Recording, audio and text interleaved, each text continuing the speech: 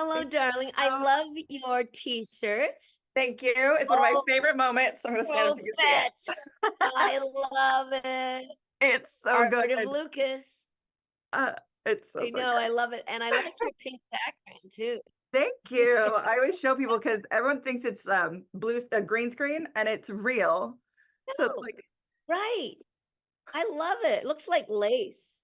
thank you. It's just Very like pretty. velvet. I love it. I'm Very so pretty. excited to speak with you today. It is very rare that I get to talk with people that I have a personal connection with and a personal love for. Rogue is my all-time favorite character. I have loved, Really? yes, since I was a young girl watching the X-Men animated series. She's the first character I really connected with and saw as such a strong woman that I could look up to. And it's what like made me then read comics. And it's really kind of projected me into this whole other world I wouldn't have had without, I would even say, your performance, because Holy moly. Thank it's, you. you're welcome. So like I know you're not Rogue, but also you are to me, you know? Thanks, Sugar. I appreciate that because Rogue is part of me, and I am part of her.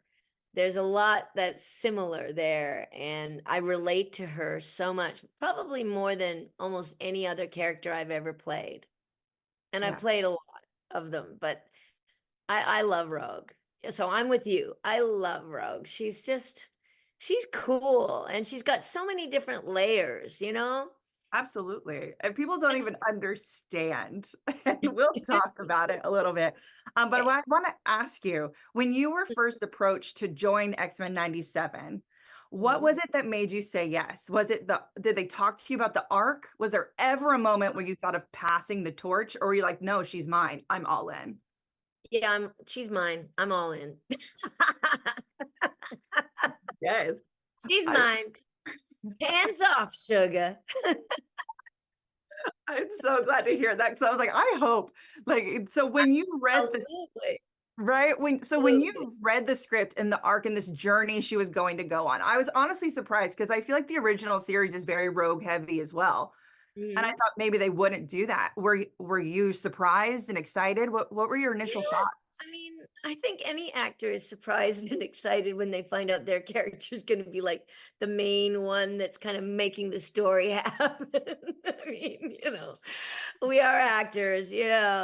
Um, like I remember in season 1 of the 90s when I got a rogue's tale in my hot little hands and to read that it was her origin story was fabulous. I finally felt like I got a chance to really dig in and show, some of that loneliness and that pathos and that angst of, where do I belong?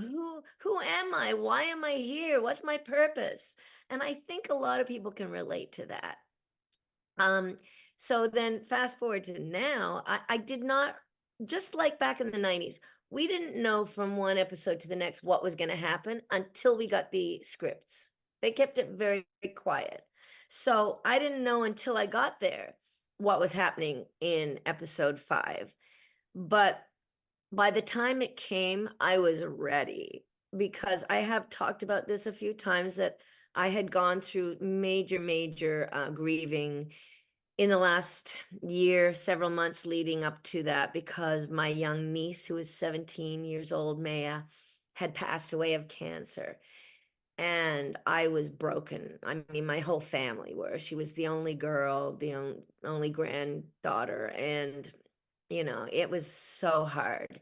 So when I got the script, I read it and I went, oh, I can relate to this so much. And I just made a conscious decision that I would pour all of my emotions into my voice, into my vocal performance, so that people who heard my voice could feel it and that it would be visceral and that they would resonate with them. And if they had lost anyone through COVID or the wars and all these different horrible things that are happening around the world, many people have lost people that they love, that it would help them feel their own feelings, express their feelings, cry, and hopefully then get some catharsism and to help them heal. And that was my goal. So I hope it has helped. I'm hearing that it has, that many people could relate to it. So Absolutely. that's The moment it goes to black and you say, I can't feel you, like that gutted me so much so that my roommate filmed me crying and she made fun of me. And you actually commented on this video that I posted. oh, really? Yeah, because I was just like sad and I'm like, because I love this character so much and obviously Remy so much. And it just like, it literally gutted me seeing that because I think no one saw it coming. And No. with the conversations, a thing that we have now that we didn't have in the 90s is social Yeah, media. I know, right? So how has that been for you? I know, but you know what? I love it because I started off in theater. So in theater, you get an immediate response from the audience, and it's an energy thing. You give out energy and you receive energy. It's a give and take. So when you're doing film and TV or voice, you don't really get that right away. So now to be able to release each episode each week, I loved the fact that Disney did that, and then to be able to see immediately the reaction of the fans, and including some where there were videos of people watching it or their reactions, was touching. It was so overwhelmingly wonderful and fulfilling. And I had suspected some people would be angry about Rogue and Magneto, especially the Romies out there, and so I wondered how they would react, but my response was, it's a story. Let it play out and keep the faith. And that's my mantra. Absolutely. When you read that they were going to be hinting at a comic story that we hadn't even seen yet with Magneto and Rogue Apocalypse, this whole thing, what did you think when you're talking with Bo about it? Were you like, oh, we're gonna do this Rogue Magneto thing? Well, I had not read those comics with Magneto, so I wasn't aware of it. But when I talked to Bo and the team about it, they said, "Oh yeah, this was in the comics," and she even has a child with him in one of the universes that they called Charles, right? Yeah. Um, so I just thought, okay, well, this is good. It gives a little bit more spice with that sugar. Gives me a chance to play some flirtatious stuff, and it's just another color to add to the palette for Rogue to flesh her out even more. And it was a treat, like a real gift. This whole season has been a real gift for an actor, and I'm just very, very grateful for it. And now there's Emmy buzz around the series. How incredible is that? My God, it's amazing. I mean, first of all, to play a superhero once in your life is amazing. But then to have to play it a second time, 30 years apart, um, it's unheard of. And when they had the premiere for us at the El Capitan Theater, the cinema in Hollywood.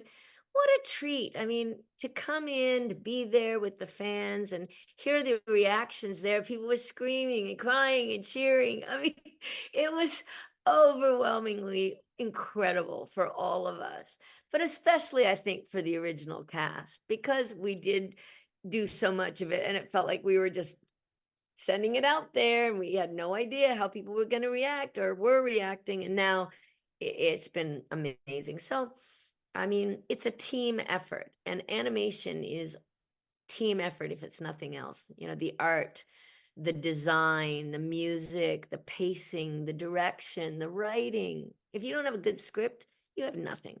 So, all of it, the performances, I'm just honored and grateful to be part of this amazing team. And it's like lightning in a bottle. Lightning does sometimes strike twice, and we've been lucky enough to be part of that.